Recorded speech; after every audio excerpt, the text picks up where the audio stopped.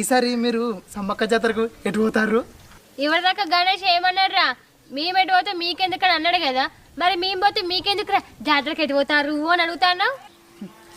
చూసినావారా, వీళ్ళతోటి ఏం మాట్లాడినా గండమే ఉన్నది. అయితే కానీ పిల్ల మీ అమ్మని అడిగిన నీ ఎత్తు బంగారం ఉన్నదట కదా, మీ ఇంట్లో ఏటకొత్తారట కదా. ఓర్ని దొంగ, మాకు తెలియకుండా మా ఇంటికి ఎప్పుడు వచ్చిర్రా? మీరంటే శత్రువులు కానీ మీ ఇంట్లో గారు. ఏ గవర్ని కాదురా, ఇప్పుడు మీరు ఎటు పోతారా చెప్పు. అరే నువ్వు ఆగురా.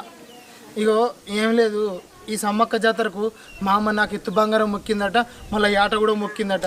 ఊళ్ళే పైసల కూరకు పోతున్నా అప్పుకు. ఇవి మాకెందుకు చెప్తానవరా? అబ్బో ఏందే గట్ల కొప్పడ పడుతుంది. ఆహా అట్లనా, సరే సరే, మరి ఊళ్ళో అప్పటికప్పో. అబ్బో మంచిదే, వీళ్ళతోటి పెట్టుకుంటే మన టైం వేస్ట్ రా. అసలే మనకు పైసలు కావాలి.